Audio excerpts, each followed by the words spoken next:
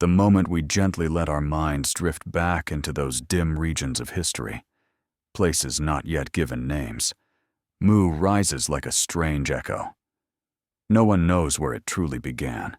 No one remembers who said it first.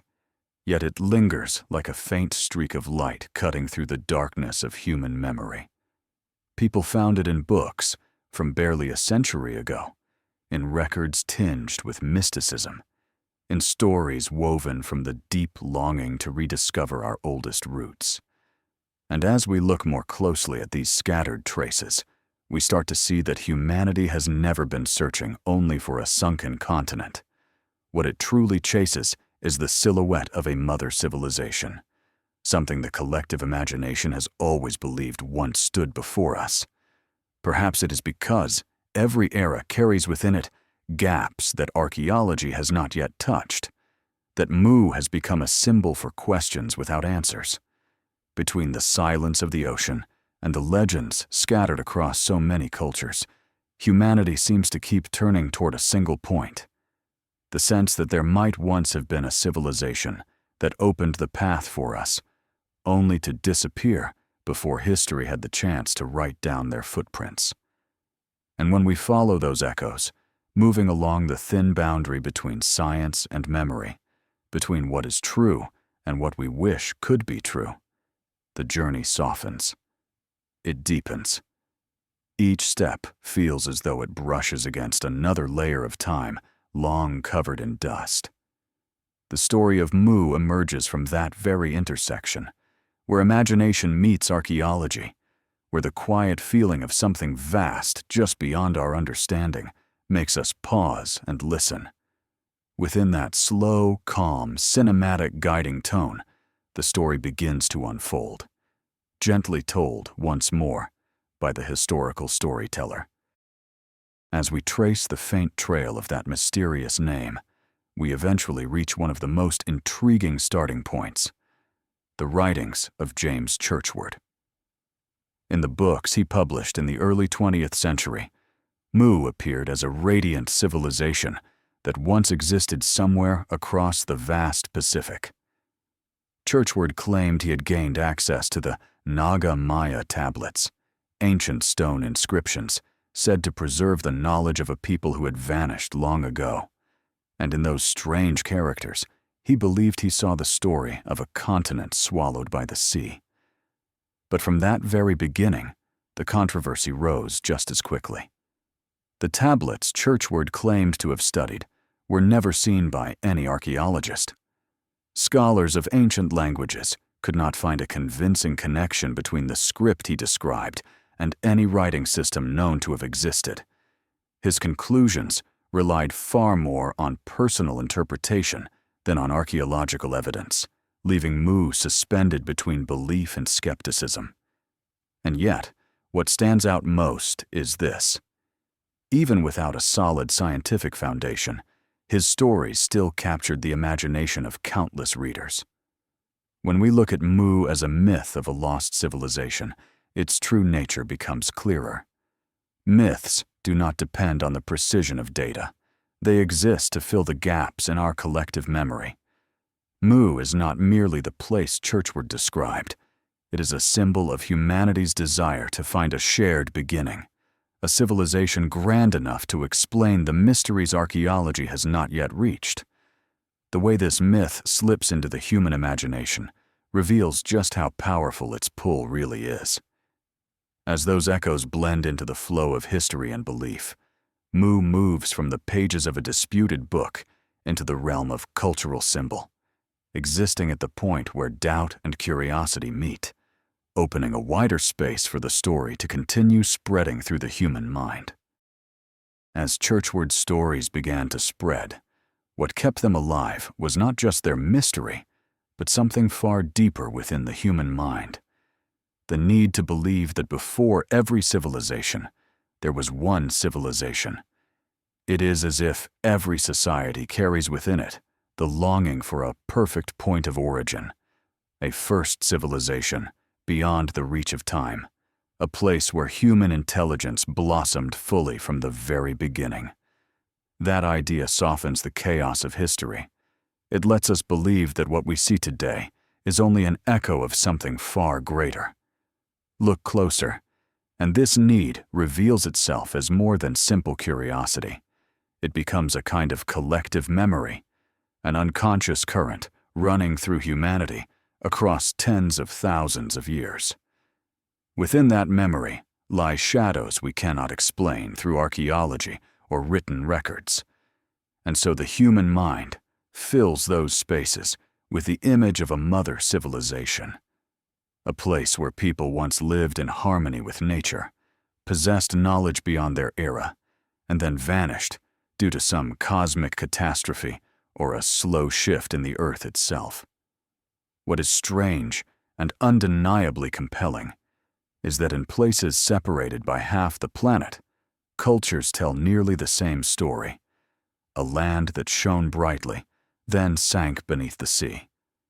From Atlantis in the Western imagination, to Lemuria in the Indian Ocean, to the ancestral homeland spoken of across the Pacific, the myth of a drowned continent repeats itself as if humanity is collectively retelling a story older than written history. Perhaps real coastal lands were swallowed after the last ice age, planting scattered memories in the minds of ancient peoples, memories that later wove themselves into myth. And when those myths flow into the modern mind, they become a bridge between the dry precision of science and our quiet hope that there is something larger than ourselves. From this very intersection, the story of Mu continues to grow, not because of evidence, but because it speaks directly to the human desire to search for our origins in the dim spaces where history has yet to cast its light. As the story of Mu expanded, science began to step in like a quiet beam of light, offering its own conversation with the myth that had begun to spread. Geology, with the patience of millions of years, shows us that the structure of the earth is not fixed the way ancient stories once imagined. It moves constantly through plate tectonics. Continents and ocean floors do not wait still for time to gather dust. They slide, rotate, and collide like enormous panes of glass beneath our feet, shaping mountains, bays, deep trenches, and even the small islands scattered across the sea. It is this ceaseless movement that makes the idea of a vast continent sitting in the middle of the Pacific difficult to support scientifically. The oceanic plates in that region are light, dense, and stable at depth. They lack the geological traits of a continental mass that could ever have risen and then collapsed in the way Churchward described. If a true continent had once existed there, modern geology would have uncovered evidence of submerged continental crust, but every survey points to an ancient ocean floor with no traces of a lost landmass. Yet what is interesting is that the story of Mu does not fall entirely into the realm of the impossible. There were real stretches of land that disappeared when sea levels rose after the Ice Age. And many of today's islands in Polynesia, Melanesia, or Micronesia may once have been far larger than they appear now. Scientists have also documented volcanic islands that rose dramatically and then vanished again as part of their natural life cycle, creating the impression that land truly can appear and sink. It is this blend of real geological phenomena and human imagination that places Mu in an in-between space, grounded partly in the genuine shifts of the Earth, yet equally rooted in our desire to discover a primordial civilization beyond any known framework. And in that intersection, the myth of Mu continues to endure, not because it is geologically convincing, but because it speaks to the places where science falls silent, opening a landscape that the human imagination is free to wander. As the story of Mu expanded, science began to step in like a quiet beam of light, offering its own conversation with the myth that had begun to spread. Geology, with the patience of millions of years, shows us that the structure of the Earth is not fixed the way ancient stories once imagined. It moves constantly through plate tectonics. Continents and ocean floors do not wait still for time to gather dust. They slide, rotate, and collide like enormous panes of glass beneath our feet, shaping mountains, bays, deep trenches, and even the small islands scattered across the sea. It is this ceaseless movement that makes the idea of a vast continent sitting in the middle of the Pacific difficult to support scientifically. The oceanic plates in that region are light, dense, and stable at depth. They lack the geological traits of a continental mass that could ever have risen and then collapsed in the way Churchward described. If a true continent had once existed there, modern geology would have uncovered evidence of submerged continental crust, but every survey points to an ancient ocean floor with no traces of a lost landmass. Yet what is interesting is that the story of Mu does not fall entirely into the realm of the impossible. There were real stretches of land that disappeared when sea levels rose after the Ice Age. And many of today's islands in Polynesia, Melanesia, or Micronesia may once have been far larger than they appear now. Scientists have also documented volcanic islands that rose dramatically and then vanished again as part of their natural life cycle, creating the impression that land truly can appear and sink.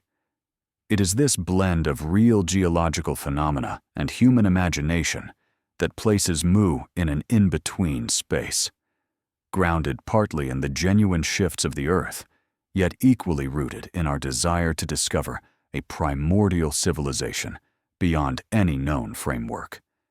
And in that intersection, the myth of Mu continues to endure, not because it is geologically convincing, but because it speaks to the places where science falls silent, opening a landscape that the human imagination is free to wander. When it comes to the true mysteries of the Pacific, few places are as overwhelming, or as haunting, as Nan Madol, a strange city built from massive basalt stones rising out of the waters of Pohnpei. Seen from a distance, it looks like a network of half-sunken walls woven together by narrow channels, giving the impression of a city broken off from time itself, held in place only by waves, moss, and the wide silence of the ocean. What makes Nan Madol extraordinary is not just its location, but the way it was built.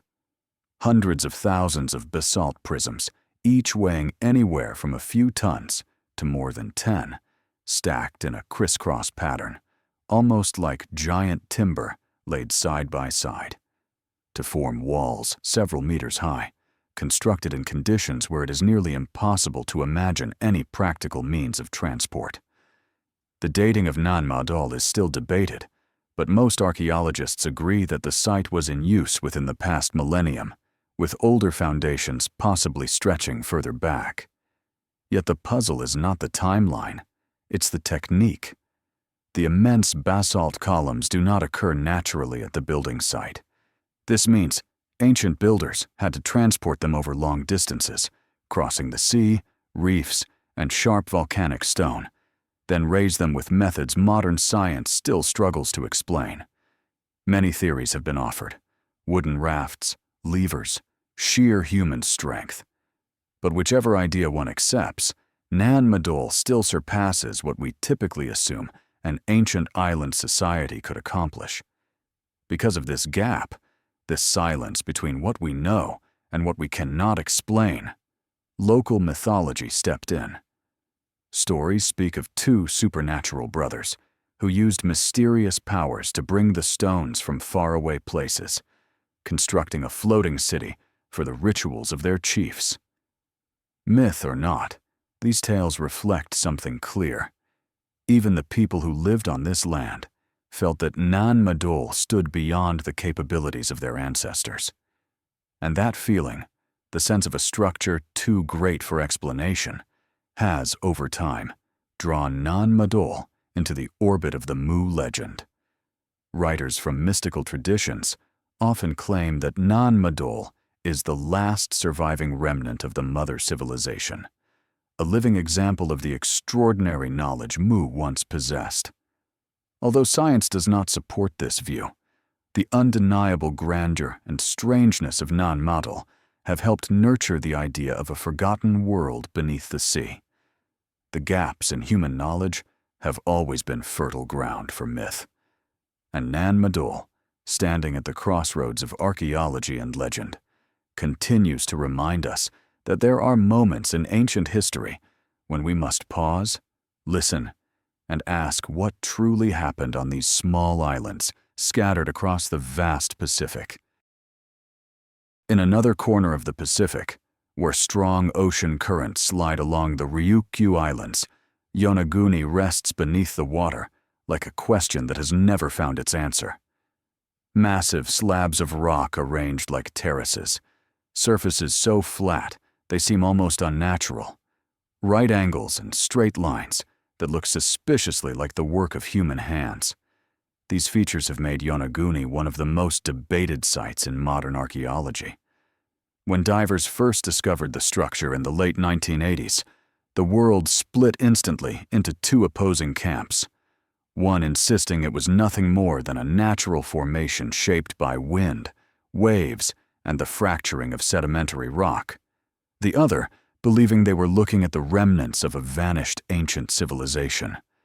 Geologists, studying the rock layers closely, point out that the sandstone at Yonaguni naturally breaks along straight planes, forming sharp angles and step-like tiers. This phenomenon can occur entirely through natural processes when rock layers are uplifted and eroded unevenly. Even the strikingly perfect lines can be explained by the brittle nature of the stone, which tends to fracture in fixed directions, creating forms that resemble the handiwork of some prehistoric stonemason. And yet, despite how sound the scientific explanation may be, it cannot fully erase the strange feeling of facing such a large, seemingly precise underwater structure. More cautious archaeologists note that no tools or human artifacts have ever been found at the site, evidence that would be essential if this were truly a man-made creation. But it is precisely this absence of evidence that turns Yonaguni into a mirror for the imagination. The fewer traces we find, the more boldly the mind fills the void. And from that ambiguity, many have begun linking Yonaguni to Mu, as though, if a colossal civilization had been swallowed by the Pacific, this must be one of its surviving ruins. The reason Yonaguni is so often tied to Mu does not lie solely in the sharp angles of its stone formations, but in the feeling the place evokes, the sense of something older than memory, larger than archaeology, and more enduring than the waves washing over it day after day. In that space, between the hesitation of science and the boldness of imagination, Yonaguni becomes a symbol of the fragile boundary between nature and human design, a boundary that forces us to wonder whether what rests beneath those waters is the Earth's own creation, or an echo of a civilization history never had the chance to record. Across the scattered islands of the Pacific, where the distance between shores can stretch for thousands of kilometers, the oral traditions of many indigenous communities echo with a strangely consistent motif. The first people who arrived here did not come from nearby lands. They came from the sea, as if stepping out of another world entirely. These stories do not describe them merely as explorers. At times, they are portrayed as beings of light, carriers of knowledge, and messengers who moved with the breath of the sky itself. And when we trace the threads of these legends back to their roots, we encounter the Lapita people, the real explorers who opened the greatest seafaring age of prehistory. The Lapita were the direct ancestors of most Polynesians today. Their presence is most vividly marked by their distinct pottery, intricate geometric designs spread across islands from the Bismarck Archipelago to Tonga and Samoa. While much of the world was still struggling with early agriculture, The Lapita were navigating the open ocean in double-hulled canoes with a precision that even modern sailors would admire. Ancient DNA, paired with archaeology and linguistics, reveals that they belonged to communities capable of uniting survival knowledge, advanced maritime skills, and a memory for natural patterns that far exceeded the limits of their era. Because of this remarkable ability, many island traditions remember the Lapita not just as ancestors, but as people from the sea, visitors emerging from the farthest horizon, where water meets sky. For a community isolated for centuries, suddenly witnessing a long fleet of canoes carrying people they had never seen, people with unfamiliar shipbuilding techniques, social structures, and navigation methods, astonishment naturally transformed into myth. Oral stories eventually elevated them to people from the heavens, for in the eyes of those who welcomed them, only beings with knowledge beyond their understanding could have arrived from a realm so distant and unknown. As the haze of mythology settled over their real journeys, the Lapita began to take on an increasingly supernatural aura. Not because ancient peoples deliberately sought to deify their ancestors, but because human imagination instinctively lifts the unexplained into a higher realm. Their transoceanic voyages came to be remembered not as feats of engineering, but as visits from emissaries of a larger world. And from those memories, from the whispers of the sea, from stories carried across generations, the sense of an origin not entirely from here has endured in the Pacific imagination. It continues to nourish the idea of lost civilizations, of vanished worlds beneath the waves, and of ancient travelers whose legacy people still try to trace in the vast blue expanse even today. Amid the stories of people who came from the sea, another theme quietly threads itself through the memory of dozens of Pacific cultures. The memory of a great rising of the waters, so powerful it swept away the world their ancestors once knew. What makes these legends remarkable is that they are not mere products of imagination. They echo real events that took place at the end of the last ice age, when global sea levels rose by more than 100 meters in just a few thousand years, drowning countless coastal regions, places where prehistoric humans once lived their daily lives. Across many islands, old stories describe valleys that were once dry, but now lie deep beneath the water, hills that once held entire settlements, but have since become coral reefs, and flat coastal plains where ancestors farmed, wiped out in a single night of violent winds. Today, scientists know these accounts are not exaggerations. Large areas of Melanesia and Micronesia were swallowed by rapid sea level surges, sometimes occurring within just a few decades, as massive ice sheets in the northern hemisphere collapsed. These changes were fast enough and devastating enough that people living through them could not possibly forget. Their memories were carried forward through generations as symbolic folktales. Over time, those lived memories transformed into mythology, stories of an angry sea, of gods lifting the waters as punishment, or of brilliant cultures sinking beneath the ocean due to a single mistake. Storytellers were not describing the collapse of ice sheets or sudden climate shifts. They were describing fear, panic, and the helplessness of watching familiar ground disappear.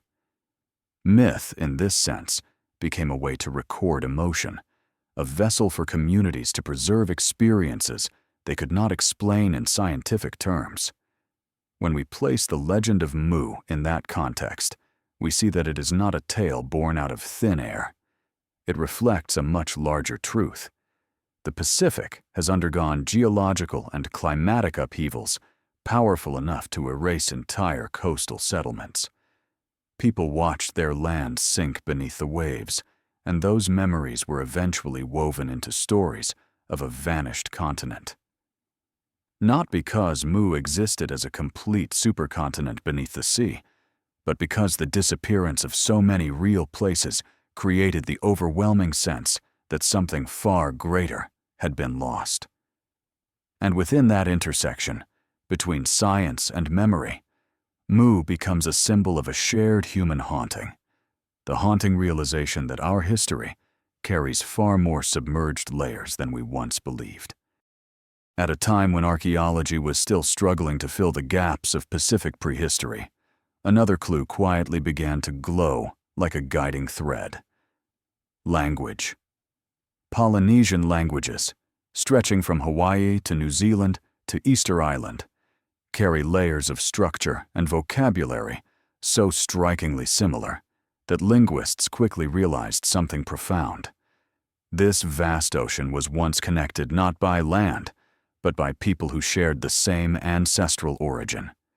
Through comparative linguistics, they traced words for trees, tools, rituals, even terms for winds and directions at sea. Vocabularies that could not have spread without direct contact. These consistent patterns revealed that Polynesians were not isolated communities, but part of a complex, organized, intentional migration network. What is remarkable is that in places separated by thousands of kilometers, people still use the same words for star, night, island, canoe, and voyage, as if every culture across this ocean had been born from the same reservoir of knowledge. Language becomes a reverse map, helping us understand that their ancestors undertook long, interlinked ocean journeys, each stop a note in a vast migration song stretching across millennia. It also shows that their expansion was not random, but the result of reading nature with astonishing precision, navigating by the stars, interpreting currents, reading wave patterns, and sensing the subtle vibration of water against the canoe hull. These skills often lead modern observers to assume that Polynesian ancestors must have possessed advanced knowledge beyond their time, sometimes even prompting fringe claims of extraterrestrial guidance. But the truth is far more beautiful. There is no evidence suggesting their intelligence came from anywhere beyond Earth. It came from careful observation, from the ability to weave experience across generations, and from the daring spirit of people willing to leave the comforting edge of the horizon in search of shores that did not yet exist on any map. And as we follow the linguistic traces they left behind, we see something clearly. Their legacy does not lie in mysterious theories, but in their mastery of the sea, a form of knowledge the modern world often forgets, yet once served as the key that unlocked the entire Pacific for a culture that knew how to speak with the wind, the waves, and the sky. As we move deeper into the cultural foundations of the Pacific, we encounter a name that belongs not to legend, but to clear archaeological reality: the Lapita people. If one were to identify a true mother civilization for this vast region, it would not be the mythical Mu, it would be the Lapita themselves. More than 3,000 years ago, they left a trail of settlements stretching from the Bismarck archipelago to Tonga and Samoa, opening one of the greatest migration movements ever recorded in prehistory. Ancient DNA studies reveal that the Lapita carried a blend of ancestry from East Asia and Melanesia, forming a population that was both highly adaptable and naturally inclined toward seafaring. Their genetic signatures appear across the islands of modern Polynesia, proving that they were not a single isolated community, but the central hub of a mass migration that unfolded over centuries.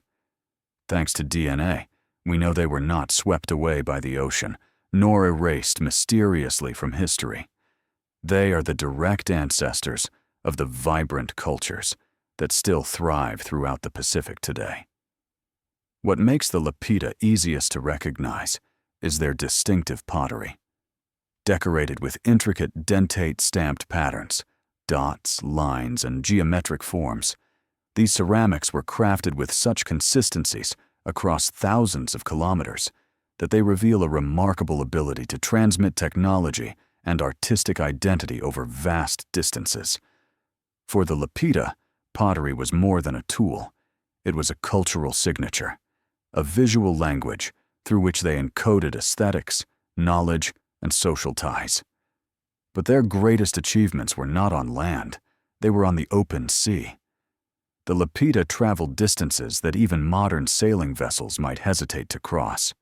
They built sturdy double-hulled canoes, light enough to slice through waves, yet durable enough to endure journeys where no land could be seen for days. Their migration network spanned over 3,000 kilometers, connecting islands like musical notes in a generational song of exploration. They carried no compass, no nautical charts, yet they navigated by reading the waves, the winds, the stars, and even the subtle color shifts in the sea. When we look at the Lapita, we realize that no sunken continent or mysterious force is needed to explain the presence of Pacific cultures. A community with intelligence, courage, and perseverance could open an entire ocean. And they did. The Lapita, not the legendary Mu, were the true mother civilization, the people who wove together a vast cultural network and laid the foundations for one of humanity's greatest chapters in maritime history. Stepping into the 19th and 20th centuries, the story of Mu began to shift in shape. It no longer lived in the contested space of archaeology, but drifted instead into the mystical imagination of the Western world. This was the era when occultism flourished, when secret societies, schools devoted to hidden knowledge, and writers fascinated with esoteric wisdom all tried to fill the gaps of history with something grander than reality. They looked at ancient cultures and assumed there must have been a superior source of knowledge, a force or an enlightened people who had left behind traces that modern humanity could grasp only faintly. That longing quickly led to a romanticized vision of the past, a psychological need deeply characteristic of the Western world during rapid industrialization. As machines, cities, and modern life began to hollow out the spiritual landscape, people turned to ancient stories as a form of escape. They wanted to believe that the distant past was not just a chapter of history, but a mythical age, a time when humans lived in harmony with the cosmos and held secrets that have since been lost. In this space of desire, Mu became the perfect mirror, a beautiful, wise, expansive place, destroyed mysteriously, and therefore even more alluring. At the same time, science fiction was exploding across newspapers and books. Tales of space travel, of extraterrestrial civilizations, and of visitors from the sky appeared everywhere. Whenever science failed to explain a phenomenon, science fiction stepped in with imagination. And soon enough, Mu, already seen as an enigmatic civilization, was pulled into this current. If the ancient peoples of the Pacific built structures too large to comprehend, if they read the stars and crossed vast oceans with skills modern observers struggled to imagine, then for some, the simplest explanation was that they had been guided by beings from elsewhere. This blurring of boundaries did not reflect historical truth. It reflected the mindset of an era hungry for something larger than itself, eager to reach into the unknown, and always ready to blend reality with myth if it made the world feel more enchanted. And in the intersection of romanticized antiquity, the rise of science fiction, and humanity's deep longing for meaning, Mu was dressed in new layers of extraterrestrial origin stories that continue to live on in the collective imagination even today. Within the ongoing stream of stories about Mu and extraterrestrial origins, modern archaeology has repeatedly found itself confronting false evidence circulated across books, magazines, and mystical forums. These include stones carved with strange symbols, metal objects claimed to be impossible for ancient humans to create, or statues that some interpret as ancient astronauts wearing space helmets. Many artifacts that once stirred waves of fascination, from the Ica stones of Peru to supposed out-of-place objects rumored to be traces of alien intelligence, were quickly examined by scientists, and most turned out to be modern creations, carved or molded using simple techniques that were convincing enough for those who wanted to see the extraordinary. Under microscopic analysis, the engravings on these artifacts often reveal marks from modern metal tools, nothing like the craftsmanship of ancient cultures. Several metal objects once believed by enthusiasts to reflect technology beyond ancient capability match perfectly with traditional forging methods when their chemical composition is tested. Even statues whose shapes resemble astronaut helmets, regularly cited as proof of ancient extraterrestrial visitors, turn out to be religious or ceremonial symbols when placed back into their proper cultural context, misunderstood only when stripped from the environment that gave them meaning. Yet despite the clarity of scientific explanations, these objects continue to fascinate the public, partly because people are naturally drawn to surprises, to believing that something exists beyond their current understanding, partly because extraordinary stories are always more captivating than simple explanations. And more deeply, these false evidences touch a psychological need of the modern world, the desire to feel connected to something larger, stranger, and more mysterious than everyday life. In this landscape, archaeology often becomes the voice that clears away the haze surrounding the most enticing tales. But it is precisely the tension between scientific reason and mystical imagination that keeps such legends alive. And in the meeting point between these two ways of thinking, the idea of Mu continues to endure, not as archaeological fact, but as a symbol of humanity's longing to find wonder in a past we still do not fully understand. When we step away from debates over false evidence and look up at the sky the way ancient people once did, we begin to understand why meteorites and shooting stars held such power over their imagination. In a world without electric lights, without telescopes, the night sky was not just a backdrop, it was a living realm, a moving presence that glowed, vanished, and reappeared without warning. Every streak of light across the darkness, every burning stone that fell from above, made it clear that the world was far from stable, reminding people that forces from the heavens were always watching, and sometimes intervening. To ancient eyes, a meteor was not cosmic debris, it was a sign. It fell from the sky, struck the earth, and left deep scars in the ground, an event no earthly force could replicate. It is no surprise, then, that many cultures saw meteorites as gifts from the heavens, messages from the gods, or omens of great change. Even shooting stars, nothing more than dust burning in the atmosphere, were viewed as traveling spirits, as sky-born messengers, or as signals announcing the arrival of a king, a hero, or a coming calamity. Within this worldview, the symbol of the star-born people appearing across cultures is not strange at all. The Maya spoke of gods who descended in light. The Dogon of West Africa told stories of ancestors coming from the star Sirius. Polynesian traditions describe their first forebears as those who knew the pathways of the sky. Even Eastern cultures contain legends of figures who came from above, carrying knowledge with them. All of these images were born from humanity's attempts to explain celestial phenomena through spiritual language rather than scientific reasoning. What matters is that, in their understanding, coming from the stars had nothing to do with technology or spacecraft.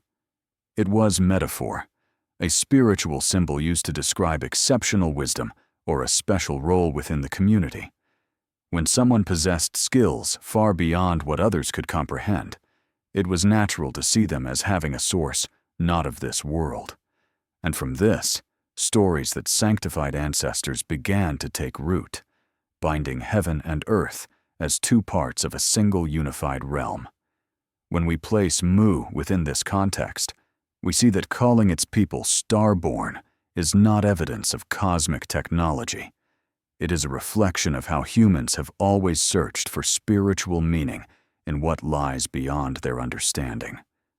The streaks of light that once cut across the night sky made ancient people believe that a higher origin was touching their world. And from that feeling, myths of extraterrestrial origins were woven, not as historical truth, but as a way for the human mind to stretch the boundaries of what it can believe. When we look at how ancient people interpreted the lights in the sky, we begin to see something deeper. From very early on, humans carried within themselves an instinct to search for origins, a nearly innate need to know where we come from and why we exist. In a world without science to explain every phenomenon, the sky became the widest, deepest, and most mysterious book they could read. Every movement of the stars, every waxing and waning of the moon, every time the sun vanished in an eclipse, made people not only look upward, but ask the very same questions we still ask today. Perhaps because they had no concepts of genetics, evolution, or geology, ancient people directed that search toward the highest place they could see, the sky. And that is why so many civilizations attributed their ancestors to constellations, to gods who carried the sun, or to beings from above who laid the first foundations of social order. Not because anyone literally saw someone descend from the heavens, but because the sky, with its vastness and constancy, was the most fitting symbol for beginnings. What came from the sky seemed purer, stronger, beyond human limits. And so ancestors linked to the heavens carried a greatness people longed for. Within this deep layer of human consciousness, the cosmos became a mirror reflecting both our fears and our hopes. When ancient communities feared floods, earthquakes, or sickness, they searched the sky for meaning. When they hoped for good harvests, peace, or the birth of a powerful leader, they also looked upward for answers. In this way, the sky was not just physical space. It was a sanctuary for unspoken hopes, a mirror for questions humanity could not yet articulate. When we enter this intersection of fear and longing, stories of sky-born origins become easier to understand. They do not describe literal events. They reflect the human desire to be connected to something beyond reach, something that could make our existence feel more meaningful.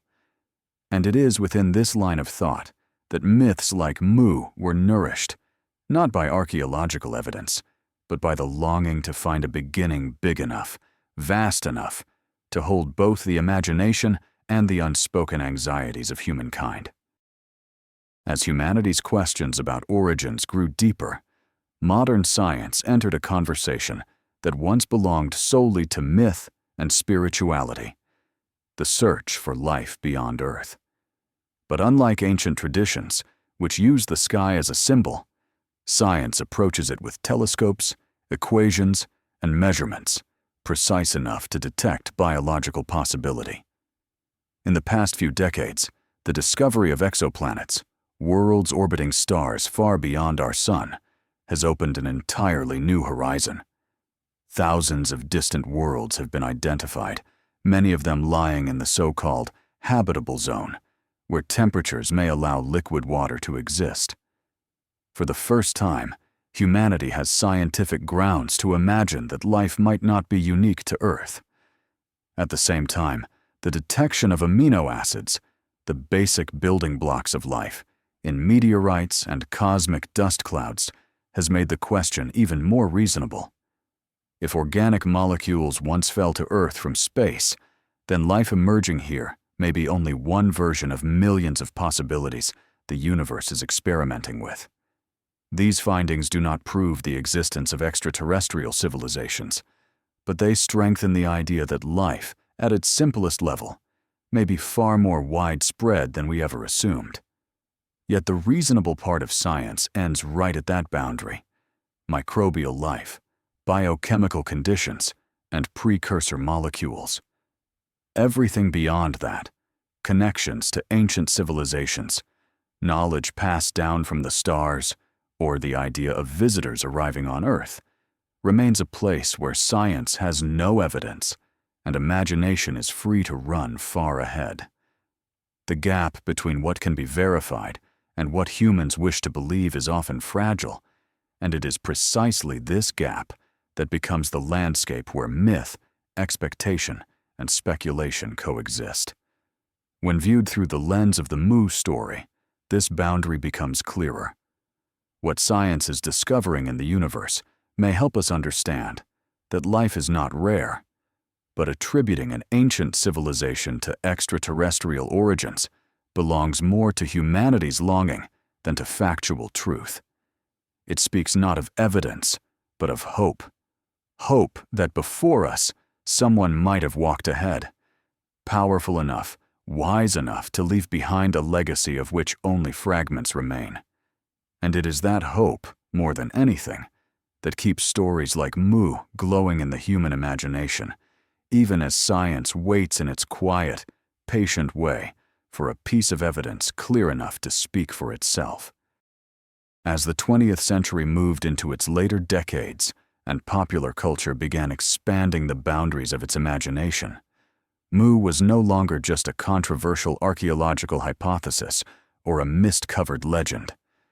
It became a creative resource, constantly reborn in literature, in adventure novels, in mystical anthologies, and eventually in film, comics, video games, and countless other storytelling forms. Each author, each director, gave Mu a new shape, sometimes a radiant continent swallowed by a monstrous tsunami, other times the cradle of an advanced race far beyond human capability, or a stone city buried in the deep sea, waiting for someone brave enough to rediscover it. Mu became a flexible narrative backdrop, a stage where any speculation could grow, where mystery itself fueled the creative energy of an entire generation of works. In the 21st century, Mu continues to reappear in an even wider variety of forms. Science fantasy writers use it as a symbol of prehistoric civilizations. Pseudo-documentary filmmakers treat it as dramatic material to heighten the tension of deep-sea expeditions. In anime and video games, Mu sometimes becomes a world torn out of time, a place where magic, technology, and fractured memory blend together in ways unconstrained by reality. It is this shape-shifting ability that keeps Mu from ever fading away. Every generation reinvents it through its own aesthetic language and its own hopes. What is striking is how Mu gradually moved beyond being a mythical location to become a cultural symbol, one that represents what has been lost, the longing to search for origins deeper than official history, the feeling that something lies beneath the surface of the world we see. It embodies a past that does not belong to archaeology, but to collective imagination, a past of what might have been if humanity had once been greater than we know. In this sense, Mu stands as a mirror reflecting the desires of modern people, the desire to believe that behind the chaos of history, there is always a larger, more beautiful, more profound story waiting to be uncovered. And for that reason, even without a place in scientific research, Mu holds a lasting place in the public imagination, a land that never existed, yet never stops living in the human mind. Stepping away from layers of myth to look at what truly remains beneath the Pacific, we begin to see that reality is sometimes grander than any story about Mu. One of the most vivid pieces of evidence is Easter Island, the solitary landmass in the heart of the ocean, where the Rapa Nui civilization left traces far beyond what most visitors can imagine. Hundreds of Moai statues, massive and solemn-faced, stand like guardians of time, raising the question of how a small, isolated community built monuments so enormous and so unified in style. There is no sunken continent around them, No sign of advanced lost technology, only perseverance, tight social organization, and a belief system that placed ancestors at the center of life. Look closer, and it becomes clear that the Rapa Nui, along with other Pacific communities, were the true memory keepers of Polynesia. Each moai carries the spirit of an ancestral leader.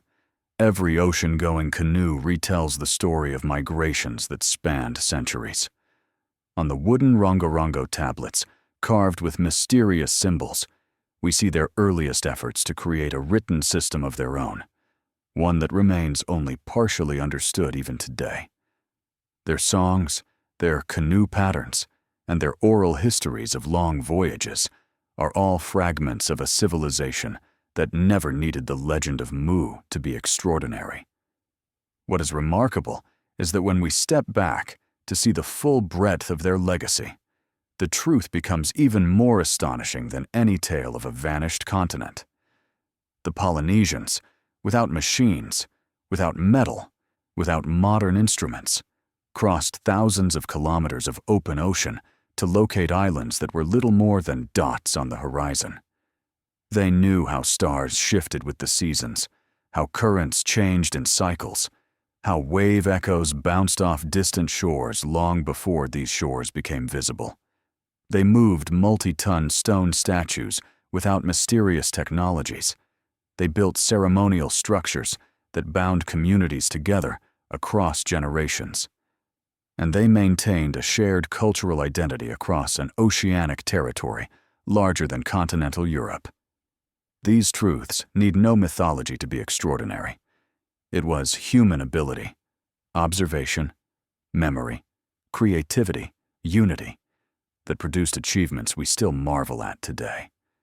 And in the light of these real remnants, we begin to understand that the mystery of the Pacific does not lie in a lost continent, but in the hands, minds, and adventurous spirit of the people who once lived and breathed across this vast ocean.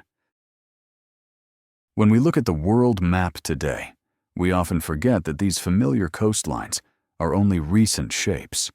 Formed after nature, underwent immense cycles of change. At the end of the last ice age, as massive ice sheets melted, global sea levels rose more than 100 meters, flooding lands where early humans once lived, hunted, and left the first traces of community. Vast plains, fertile valleys, and ancient migration routes that had existed for thousands of years vanished within just a few generations, so quickly that human memory could never let it go. Beneath the waters of the South China Sea, the Bay of Bengal, the Sunda Shelf, and along the coasts of present-day Australia, archaeologists have identified ancient land surfaces, dried riverbeds, and submerged settlements from a time when the sea lay far beyond the horizon. Some valleys that once hosted gatherings of hunter-gatherer groups are now the seafloor, tens of meters below. These lost lands are not mythic inventions, but geological fact, confirmed through sediment layers, sea-level reconstructions, and underwater mapping.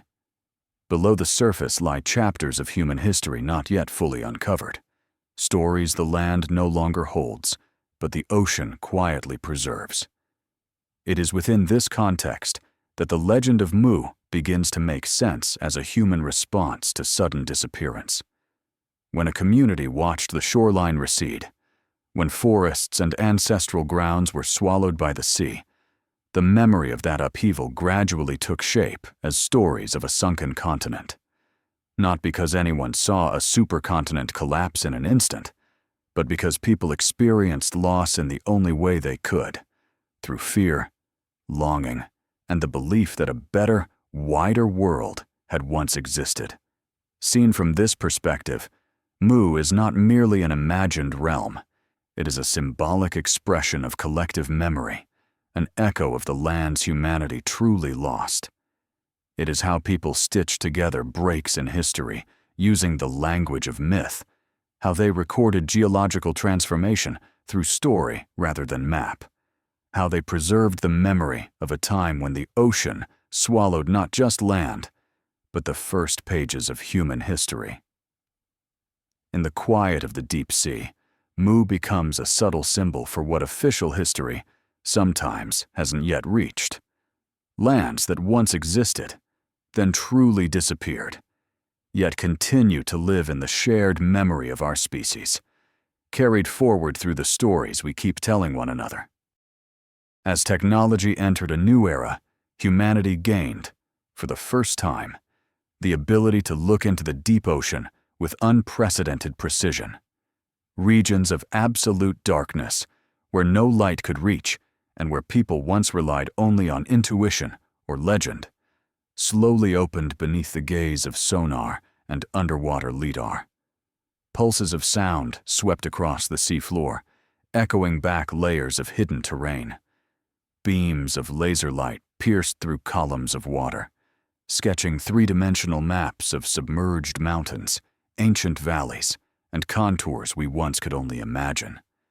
The ocean, a massive sealed book closed for tens of thousands of years, finally began to reveal its pages.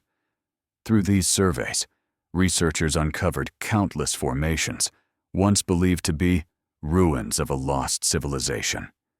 Yet once placed into geological models and tested with sediment data, they proved to be products of volcanoes, ocean currents, and natural erosion.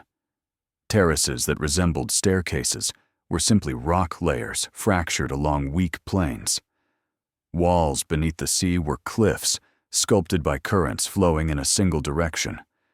Stacks of enormous stones, like those at Yonaguni, aligned perfectly with the natural breakage patterns of sedimentary rock. Science did not erase mystery. It simply gave names to phenomena humans once explained with larger stories. But none of this made the ocean less compelling. On the contrary, every time radar detected a long fault line or an unusually deep trench, we gained another piece of the puzzle showing how Earth has changed. Lands that were once exposed, places where people may have walked, hunted, or built shelters, now lie beneath tens of meters of water. Ancient rivers have become underwater canyons. Forests that once cast shadows over the land now survive only as thin sediment layers, leaving behind fragments of fossilized wood. And thanks to these new maps, we increasingly understand why memories of swallowed lands persist in so many cultural traditions. In this way, science does not dissolve old stories. It moves closer to them. Each discovery does not invalidate myth, but brings us nearer to the real landscapes where those myths were born.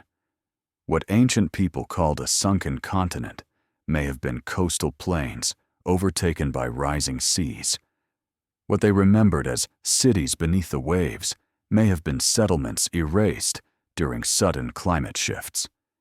Yet it is precisely this intersection between scientific data and collective memory that allows the story of Mu and other lost civilizations to move beyond pure imagination, becoming instead a doorway through which science continues to explore the deep layers we have only just begun to reach. Looking back at the long journey the story of Mu has taken, from Churchward's controversial pages to modern films, novels, and online forums, we begin to see that the myth's endurance does not come from evidence, but from the symbolic role it occupies within the human mind. Mu survives as a mirror reflecting our longing for a perfect point of origin, a place where human intelligence, harmony, and forgotten wisdom once converged before time swept it away. In a world that is always shifting, where history is fragmented and knowledge compartmentalized, Mu becomes a symbol of unity, a shared homeland people want to believe we once belonged to. This allure grows even stronger when viewed against the backdrop of humanity's profound loneliness in the vast universe. Once we learned that the stars stretch on without end, that Earth is only a grain of dust drifting along a galactic river, it became easier to imagine our origins tied to something greater than this small planet.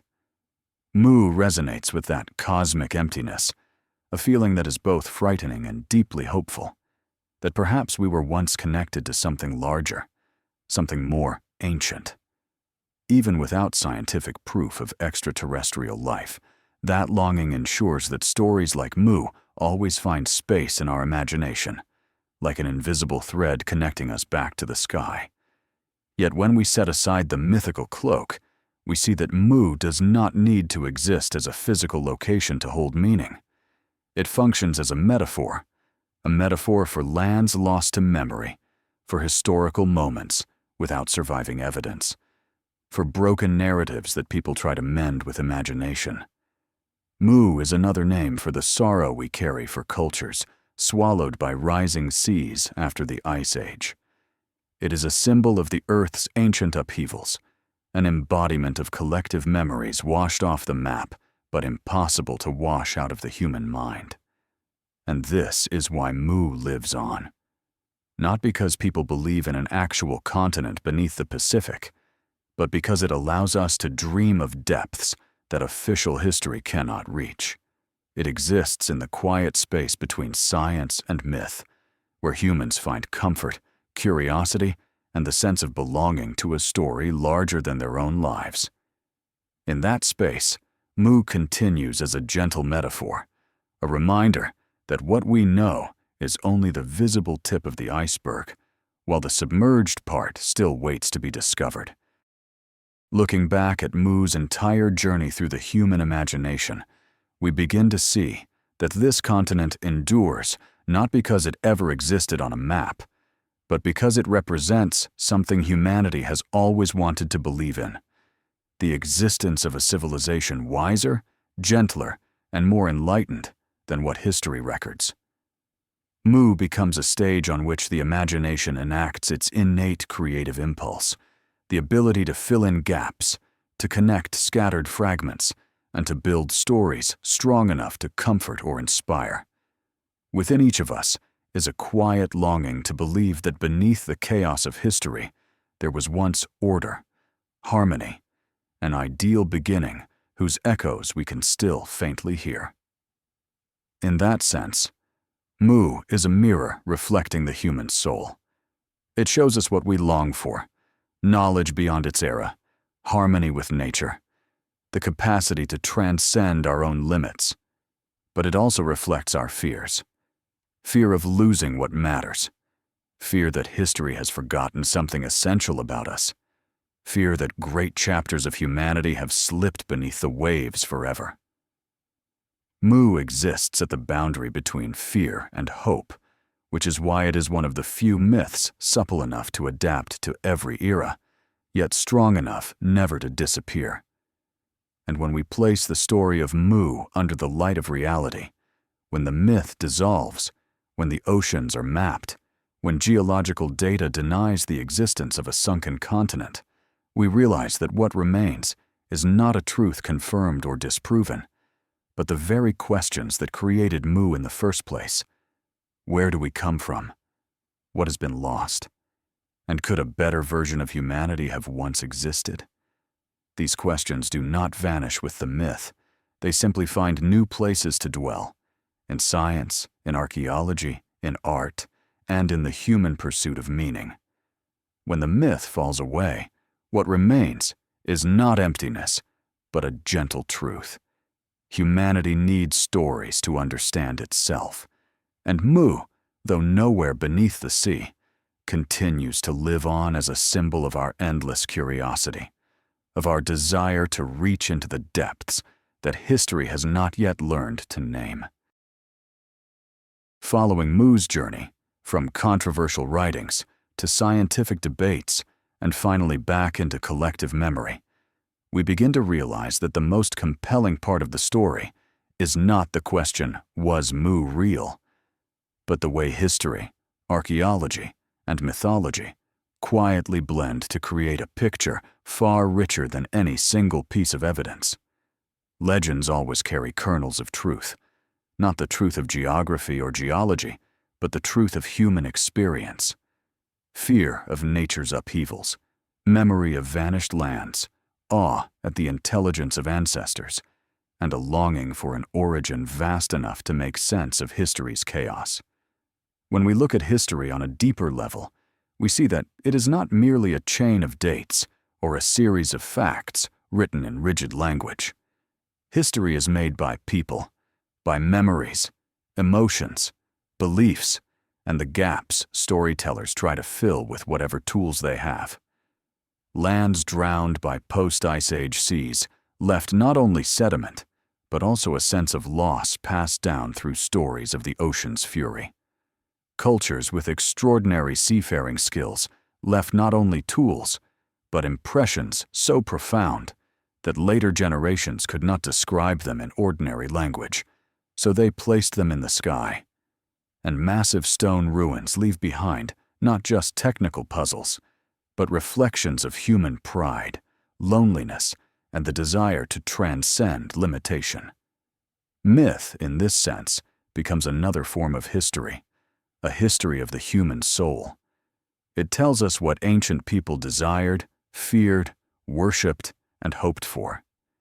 Even if Mu was never a real sunken continent, it still tells an important story, that humanity has always looked back for a place to belong, always created larger-than-life silhouettes to explain the unknown, and always let imagination walk a few steps ahead of reason so that discovery could follow. When history, archaeology, and myth converge, Mu is no longer a question of true or false.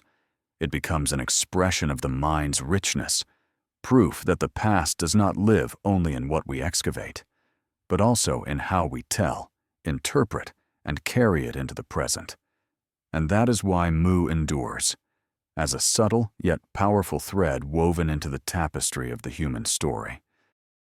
Across the entire journey we have traced, from Churchward's hazy writings to the sharp archaeological evidence of the Lapita, from the post-Ice Age floods to the spiritual metaphors of ancient legends, Mu begins to appear in a new light, clearer and gentler.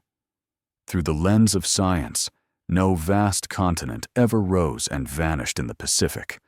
No super-civilization was swallowed by the sea. And there is no evidence that ancient peoples made contact with knowledge from beyond Earth.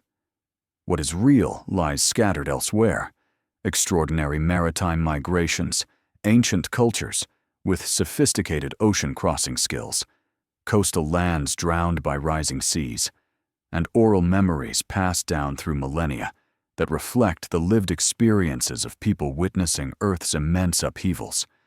Yet there is another layer, one just as real, the layer of symbolism. Mu exists as a shared silhouette for the things humanity cannot fully explain, a way for us to process nostalgia for lost lands, gaps in history yet to be filled, and the longing for an origin grand enough to hold generations of imagination. Mu is the language of the inner world, not of maps, a mirror in which we see our most intimate desires for harmony, forgotten knowledge, and the feeling of belonging to something larger than our small, present lives. And it is precisely because these two kinds of truths coexist, one archaeological, one spiritual, that Mu continues to live. We need the scientific layer to keep our feet on the ground, to understand how this planet has changed and what humans have endured.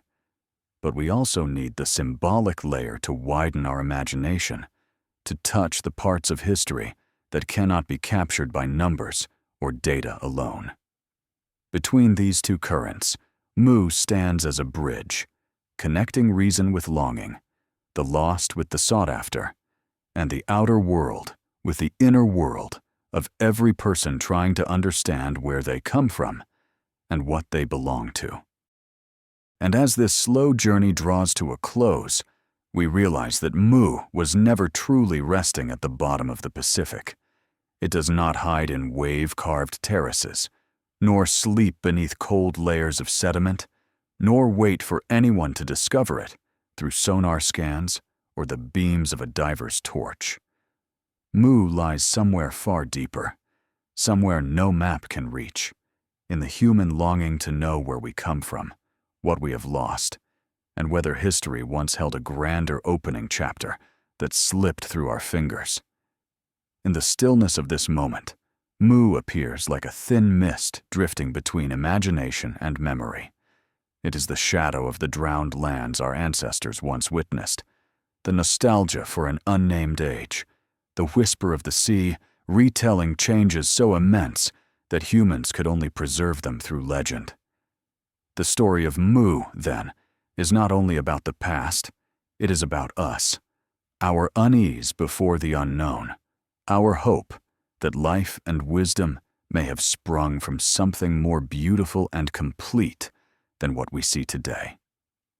When we tell this story in the modern world, we are not trying to prove a continent. We are trying to understand why the idea was born, why it endured, and why people across every era look toward the past with eyes both fearful and yearning. In a world overflowing with data, Mu reminds us that not everything important can be measured. Some things can only be felt, like the longing for something we never truly had. And at that quiet intersection between intellect and emotion, Mu becomes a subtle thread linking us to humanity's oldest curiosity. It makes us lift our eyes to the sky, listen to the sea, and ask the same questions our ancestors once whispered at the edge of the horizon. Mu is not just a myth, it is a reminder that humanity grows through what it does not yet understand. And it is this not understanding that keeps our story expanding, softening, deepening, and gaining meaning each time we tell it again.